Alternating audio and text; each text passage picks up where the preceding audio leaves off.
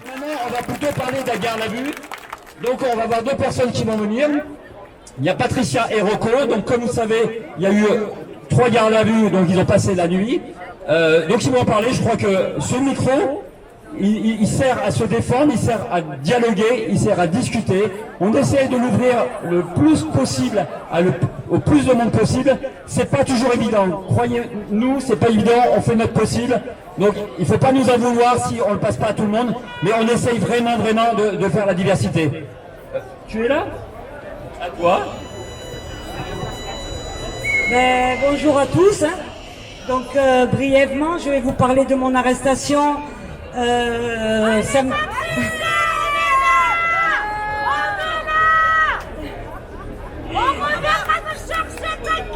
Ouais, merci. Alors voilà, mon arrestation qui s'est passée samedi sur le boulevard Sarail à 18h30 exactement.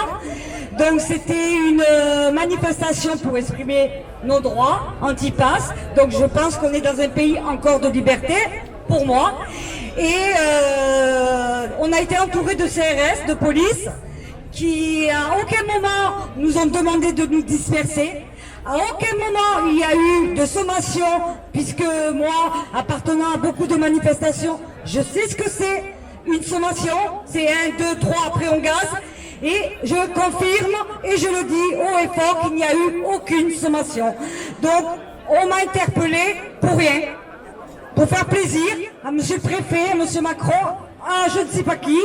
Mais moi ce que j'ai fait, et j'ai porté plainte contre arrestation abusive et excessive. Je suis dans mon droit, j'ai porté plainte contre la police et ceux qui ont donné l'ordre. Voilà, donc je l'ai médiatisé, vous avez dû me voir dans France 3. Vous avez dû me voir dans France 3, dans France Bleu, qui m'ont interviewé, ça a intéressé beaucoup de monde. Et quand je dis la vérité que j'ai raison, je ne verrai pas pourquoi je m'abaisserai à ceux qui ont tort. Moi j'ai raison, je défends mes droits, je défends l'anti-pass et je continuerai et personne ni en haut ne m'arrêtera. Merci, merci à vous, merci pour votre soutien, merci au soutien avec Marie-France qui a été là, merci au soutien collectif 34 également.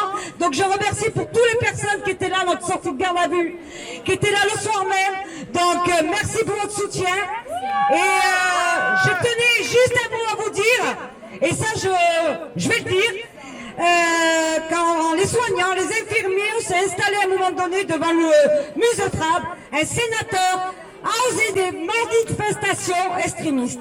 Voilà, donc c'est la honte de traiter les manifestants autrement. Excusez-moi, on a juste, il y a 1 an, on applaudissait les pompiers. Il y a 1 an, on applaudissait les soignants, les infirmières qui ont fait un travail exemplaire et maintenant on leur croche dessus. C'est une honte. Pour moi, c'est une honte. Merci, bravo et liberté. Alors, je reviens sur le musée Fabre. Nous avons décidé pour l'instant de faire aucun communiqué. Voilà comment ça s'est passé. Lundi, l'adjointe au maire de Montpellier, je ne donne pas de nom. Nous nous refusons de donner de nom.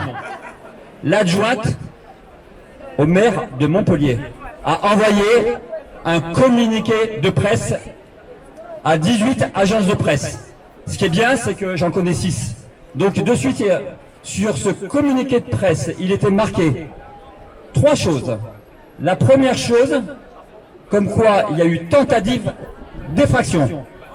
Comme quoi il y a eu tentative de pénétration pour à nouveau des effractions.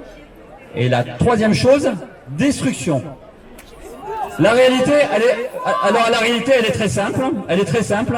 Et nous remercions le gardien, nous remercions la personne qui s'occupe de la sécurité, parce que tout simplement, il a démenti cela.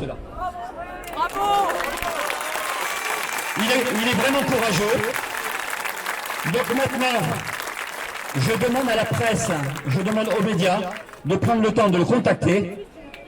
Nous n'allons pas faire de démenti, c'est les médias à le faire. Donc les médias qui ont fait circuler une fausse, parce que c'est une fausse information, c'est une fausse information.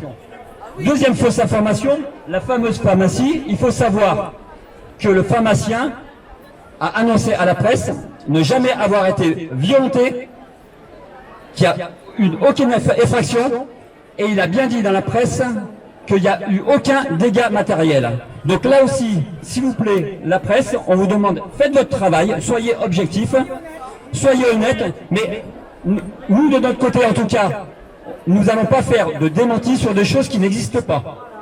On est d'accord? Maintenant, Rocco, c'est à toi, je te remercie.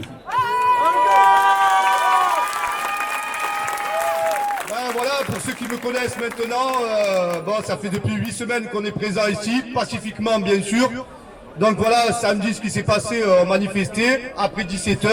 Je ne savais pas qu'en France, après 17h, on n'avait plus le droit de parler, de danser ou de chanter. On m'a arrêté pour un contrôle d'identité, je ne me suis pas refusé. Et après, quelqu'un a décidé de me garder en garde à vue toute la nuit. Voilà. Donc, quand il arrive ça à notre démocratie, il faut qu'on commence à se poser des questions. Si on arrête des braves gens, des pères de famille, parce qu'ils chantent ou parce qu'ils parlent, moi je dois passer au tribunal pour un rappel à la loi. Il y a des gens qui frappent des maires dans certaines communes, ils n'ont même pas de rappel à la loi. Et moi, pour avoir chanté, manifesté gentiment, on me fait un rappel à la loi et je dois passer au tribunal. Donc voilà, malgré tout ce qui se passe, la peur a changé de camp. Ils ne nous feront pas peur, nous ne lâcherons pas l'affaire. On restera rien. Résistance! Résistance! Résistance! Résistance! Résistance! Résistance! Et je voudrais s'il vous plaît remercier Patricia, parce que si elle s'est fait arrêter, c'est pour m'avoir défendu. Elle n'avait absolument rien fait, et c'est juste pour ça qu'on l'a arrêtée. Elle a agi comme une mère, on a agi pour son enfant, comme nous nous battons pour nos enfants, et on n'arrêtera pas. Jamais!